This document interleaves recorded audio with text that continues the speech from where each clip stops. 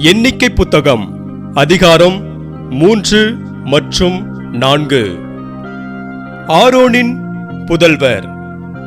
ஆண்டவர் சீனாய் மலையில் மோசேயுடன் பேசிய காலத்தில் ஆரோன், மோசே ஆகியோரின் வழி மரபினர் இவர்களே. ஆரோனின் புதல்வர் பெயர்கள் இவையே: தலைமகன் நாதாபு, அபிகு, எலெயாசர், இத்தாமர். இவை குருத்துவ பணிக்கென அருட்பொழிவு பெற்ற திருநிலைப்படுத்தப்பட்ட குரு ஆரோனின் புதல்வர்கள் பெயர்கள். ஆனால் நாதாபும் அபிகுவும் சீனாய் பாலைநிலத்தில் ஆண்டவர் திருமுன் வேற்று நெருப்பை கொண்டு வந்ததால் ஆண்டவர் முன்னிலையிலேயே கொல்லப்பட்டனர். அவர்களுக்கு பிள்ளைகள் இல்லை. எனவே எலெயாசரும் இத்தாமரும் தங்கள் தந்தை ஆரோன் முன்னிலையில் குருக்களாக பணியாற்றினர். குருவுக்கு பணிவிடை செய்ய லேவியர் ஏற்படுத்தப்படல். மேலும் ஆண்டவர் மோசேயிடம் கூறியது: லேவி குலத்தை அழைத்து வந்து குரு ஆரோன் முன் அவர்களை நிறுத்து. அவர்கள் அவனுக்கு பணிவிடை செய்யட்டும். திருவுறைவிடத்தில் அவர்கள் பணி செய்யும்போது சந்திப்பு கூடாரத்தின் முன் அவனுக்காகவும் அவனது மக்கள் கூட்டமைப்புக்காகவும் தங்களுக்குரிய பொறுப்பை நிறைவேற்றுவர். சந்திப்பு கூடாரத்தின் அனைத்து பணி பொருட்களுக்கும் பொறுப்பு அவர்களே. திருவுறைவிடத்தில் அவர்கள் பணி செய்கையில் இஸ்ரவேல் மக்களுக்கான தங்கள் பொறுப்பை நிறைவேற்றுவர். லேவியரை ஆரோனுக்கும் அவன் புதல்வருக்கும் ஒப்படைத்துவிடு. இஸ்ரவேல் மக்களுள் அவர்கள் முற்றிலும் அவனுக்கு கொடுக்கப்பட்டிருக்கிறார்கள். நீ ஆரோனையும் அவன் புதல்வரையும் அவர்கள் குருத்துவ பொறுப்புகளை நிறைவேற்றுமாறு நியமனம் செய். ஆனால் வேறு எவனும் நெருங்கி வந்தால் அவன் கொல்லப்படுவான். மீண்டும் ஆண்டவர் மோசேயிடம் கூறியது: இதோ, நான் இஸ்ரவேல் மக்களிலிருந்து லேவியரை பிரித்தெடுத்துள்ளேன். இஸ்ரவேல் மக்களில் கருப்பையை திறக்கும் தலைப்பேர் அனைத்திற்கும் இவர்கள் ஈடாகிருப்பார்கள். லேவியர் எனக்கே உரியவர், ஏனெனில் எல்லா தலைப்பேரும் என்னுடையது. எகிப்து நாட்டில் தலை பேரனைத்தையும் நான் சாகடித்த நாளில் இஸ்ரவேலின் தலைப்பேரனைத்தையும் மனிதரையும் விலங்கையும் எனக்கென புனிதப்படுத்தினேன். அவர்கள் எனக்கே உரியவர்கள், நானே ஆண்டவர். லேவியரை கணக்கெடுத்தல்.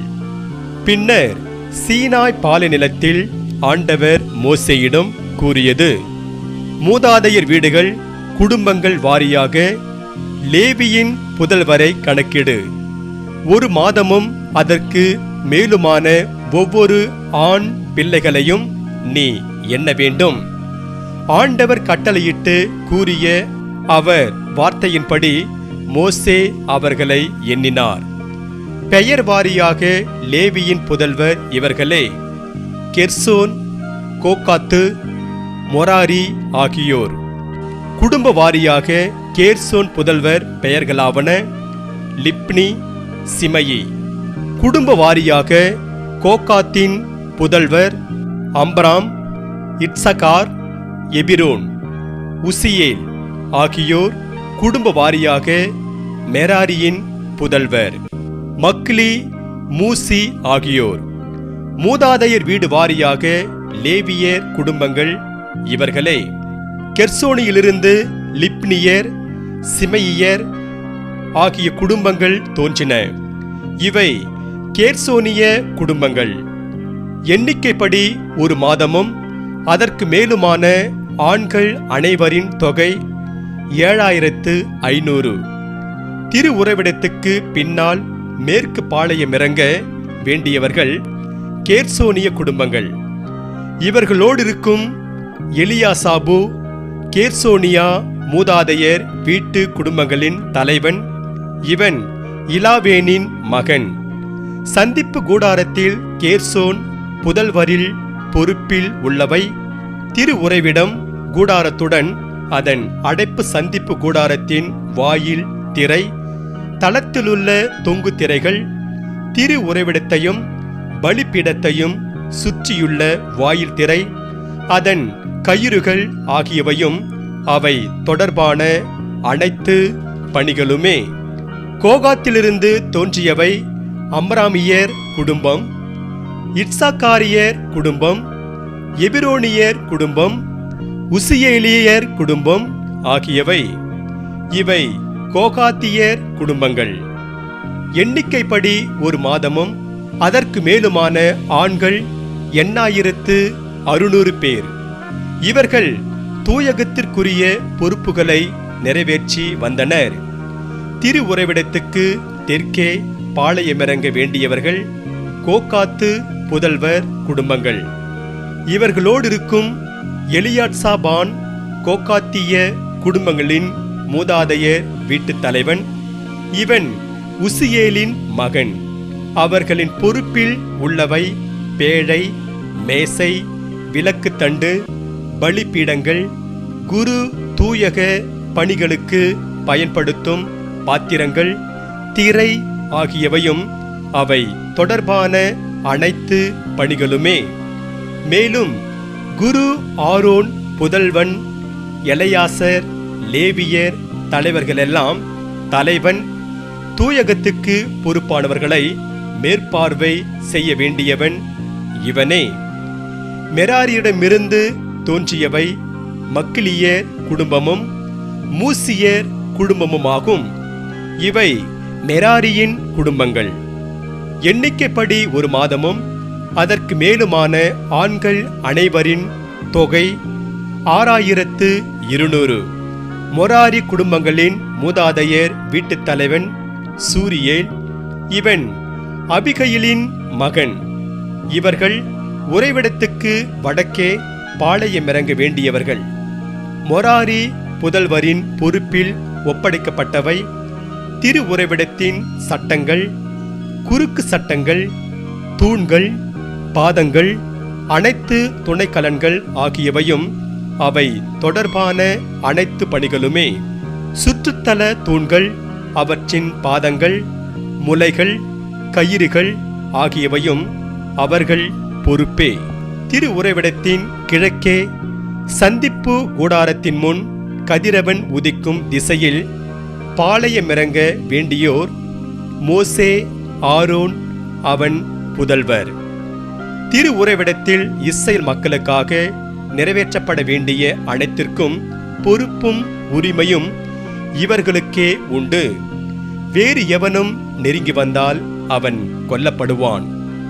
ஆண்டவர் வார்த்தைப்படி மோசேயும் ஆரோனும் லேவியரை குடும்பங்கள் வாரியாக எண்ணியபோது அவர்களில் ஒரு மாதமும் அதற்கு மேலுமான ஆண் பிள்ளைகள் அனைவரின் தொகை 20000. தலை புதல்வரின் இடத்தை லேவியர் எடுத்துக்கொள்ளல். மேலும் ஆண்டவர் மோசேயிடம் கூறியது, இஸ்ரவேல் மக்களில் ஒரு மாதமும் அதற்கு மேலுமான தலைப்பேரான ஆண்கள் அனைவரையும் அவர்கள் பெயர்கள் வாரியாக கணக்கிடு. இஸ்ரவேல் மக்களுள் தலைப்பேரான ஆண்கள் அனைவருக்கும் பதிலாக லேவியரையும் இஸ்ரவேல் மக்களுடைய கால்நடைகளின் தலையீற்றுகள் அனைத்துக்கும் பதிலாக லேவியரின் கால்நடைகளையும் எனக்கென்று பிரித்தெடு. நானே ஆண்டவர். ஆண்டவர் கட்டளையிட்டபடியே மோசே இஸ்ரவேல் மக்களின் தலைப்பேறுகள் அனைத்தையும் எண்ணினார். பெயர்களின் எண்ணிக்கைப்படி ஒரு மாதமும் அதற்கு மேலுமான தலைப்பேரான ஆண்கள் அனைவரின் தொகை 20273. பின் ஆண்டவர் மோசேயிடம் கூறியது, இஸ்ரவேல் மக்களுள் எல்லா தலைப்பேறுகளுக்கும் பதிலாக லேவியரையும் அவர்கள் கால்நடைகளுக்கு பதிலாக லேவியரின் கால்நடைகளையும் பிரித்திடு. லேவியர் எனக்கே உரியவர். நானே ஆண்டவர். இஸ்ரவேல் மக்களின் தலைப்பேறுகளில் எண்ணிக்கைக்கு மேலாக மீட்கப்பட வேண்டியவர் 273 பேர். 20 கேரா மதிப்புடைய தூயகத்து செக்கேலில் தலைக்கு 5 செக்கேல் வீதம் வாங்கிக்கொள். எண்ணிக்கைக்கு மேலாக இருப்போர் மீட்கப்படுவதற்காக வரும் இப்பணத்தை நீ ஆரோனுக்கும் அவன் புதல்வருக்கும் கொடுக்க வேண்டும். லேவியரால் மீட்கப்பட்ட எண்ணிக்கைக்கு மேலாயிருந்தோரிடமிருந்து வந்த மீட்பு பணத்தை மோசே எடுத்துக்கொண்டார். இஸ்ரவேல் மக்களுள் தலைப்பேராயிருந்தோரிடமிருந்து அவர் எடுத்த பணம் தூயகத்து செக்கேல் கணக்குப்படி 1365 செக்கேல். ஆண்டவர் மோசேக்கு கட்டளையிட்டு கூறியபடியே மோசே மீட்பு பணத்தை ஆரோனுக்கும் அவர் புதல்வருக்கும் கொடுத்தார். அதிகாரம் 4. கோக்காத்து என்னும் லேவியர் குல மரபினரின் கடமைகள். ஆண்டவர் மோசேயிடமும் ஆரோனிடமும் கூறியது: லேவியின் புதல்வர்களிலிருந்து கோக்காத்தின் புதல்வரை அவர்கள் மூதாதையர் வீடுகள் குடும்பங்கள் வாரியாக கணக்கிடு. சந்திப்பு கூடார வேலையின் திருப்பணிக்கு வரும் 30 வயது முதல் 50 வயது வரையுள்ள அனைவரையும் கணக்கிடு. சந்திப்பு கூடாரத்தில் கோக்காத்து புதல்வரின் மிக புனிதமான பணி இதுவே. பாளையத்தினர் புறப்பட்டு செல்லும்போது ஆரோனும் அவன் புதல்வரும் உள்ளே சென்று மூடு திரையை இறக்கி அதனை கொண்டு உடன்படிக்கை பேழையை மூடுவர். பின் வெள்ளாட்டு தோலால் அதனை மூடி கருநீலமான ஒரு துணியை அதன் மேல் விரித்து நிலைக்கால்களில் வைப்பர். திருமுன் அப்பத்து மேசையின் மேல் அவர்கள் ஒரு நீலத் துணியை விரிப்பர். அதன் மேல் தட்டுகள் பூக்கரண்டிகள் கிண்ணங்கள் ஆகியவற்றை வைப்பர். அப்பம் அதன் மேல் எப்போதும் இருக்கும். பின் அவர்கள் அவற்றின் மேல் ஒரு கருஞ்சிவப்பு துணியை விரித்து அவற்றை வெள்ளாட்டு தோலால் மூடி நிலைக்கால்களில் வைப்பர்.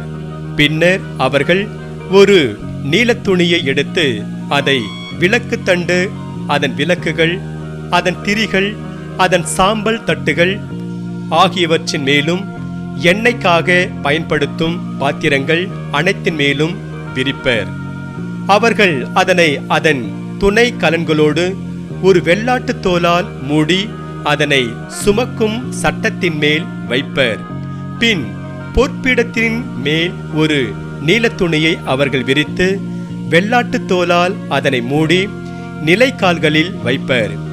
தூயக பணியில் பயன்படுத்தும் அனைத்து பாத்திரங்களையும் அவர்கள் எடுத்து அவற்றை ஒரு நீல துணியில் வைத்து வெள்ளாட்டு தோலால் அவற்றை மூடி சுமக்கும் சட்டத்தின் மேல் வைப்பர். அவர்கள் பலிபீடத்திலிருந்து சாம்பலை வெளியே எடுத்து அதன் மேல் ஊதா துணியொன்றை விரிப்பர்.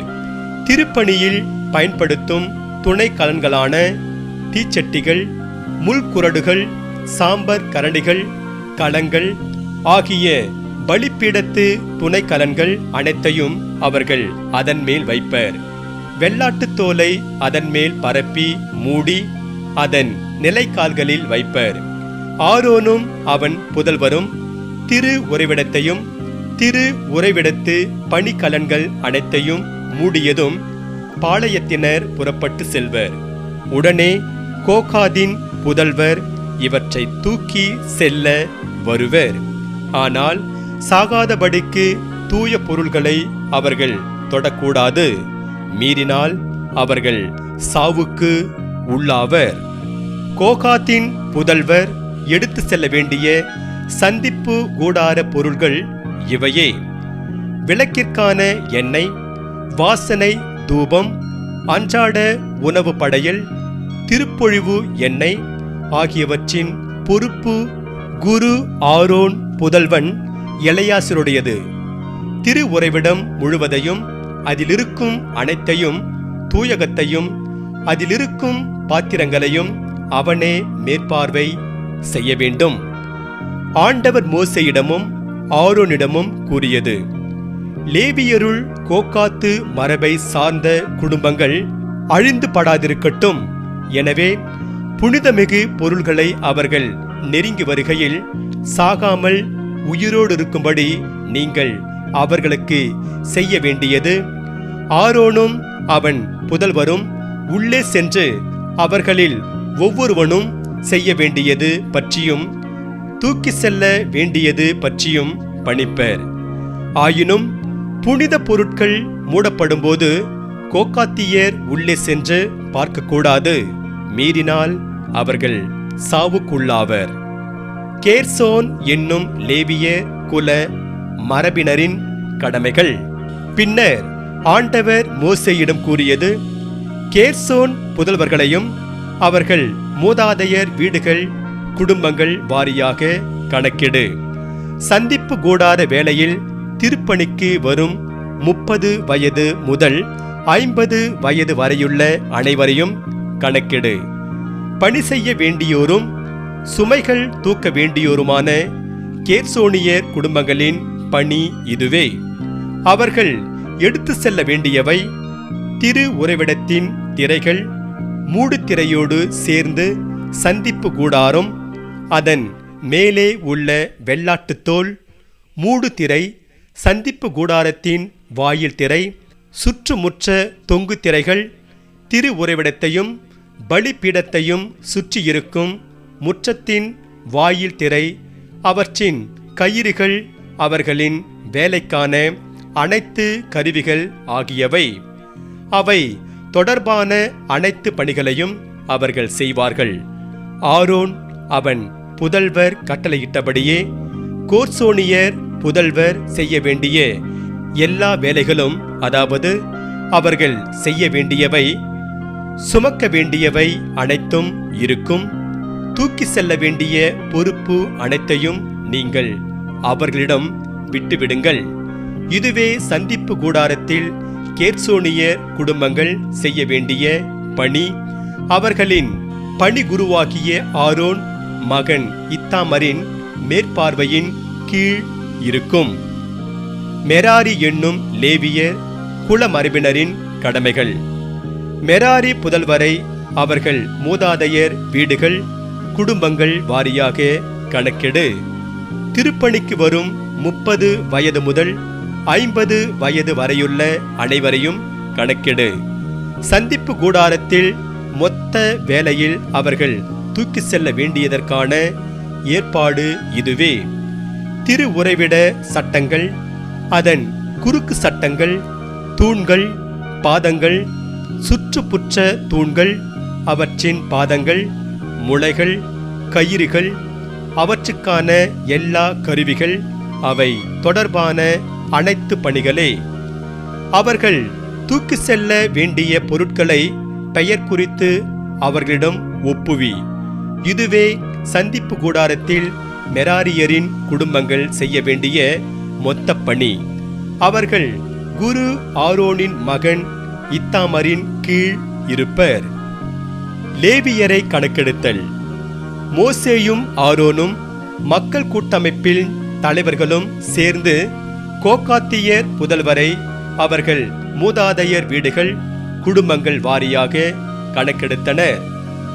சந்திப்பு கூடார வேலையின் திருப்பணிக்கு வந்த 30 வயது முதல் 50 வயது வரை இருந்த அனைவரையும் கணக்கெடுத்தனர்.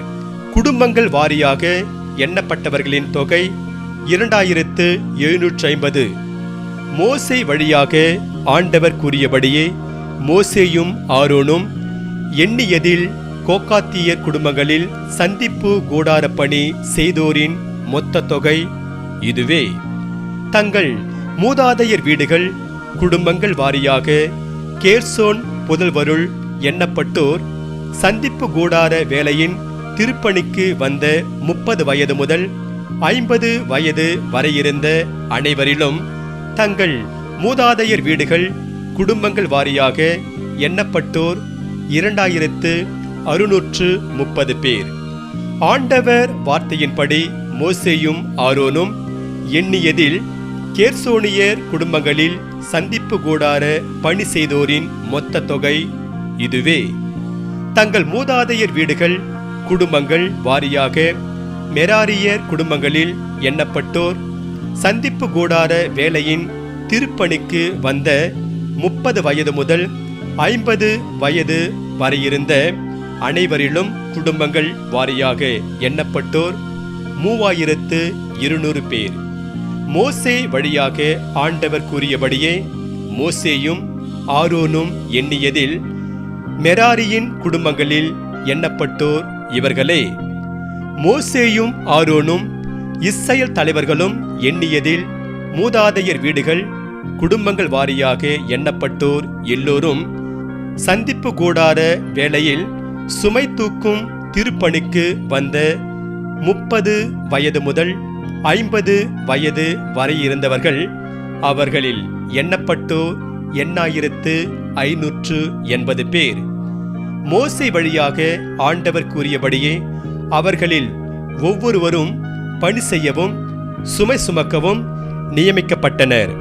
இவ்வாறு ஆண்டவர் மோசேக்கு கட்டளையிட்டபடி அவர்கள்